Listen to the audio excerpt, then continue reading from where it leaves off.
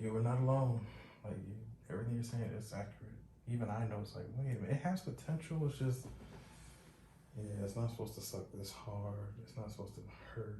I don't think nothing's gonna take fire cupping away no time soon, unless they tweak it to where it's perfect. And you know what these companies do?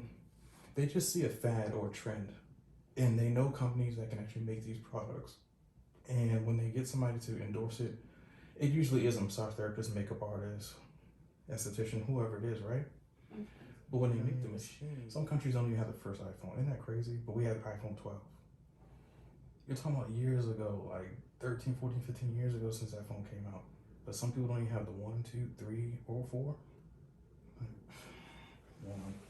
But see, that's how great that phone is, though. Like, and that's why they ask you to trade in your phone, because yeah, they still need the lithium battery out of it. They still need the little metal, that precious metal they only find in Africa, that they have child slaves find, which now they're in trouble for. Thank God. And they got to pay back billions. I pray they pay more than billions.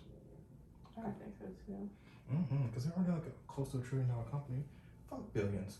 Get them hundreds of billions.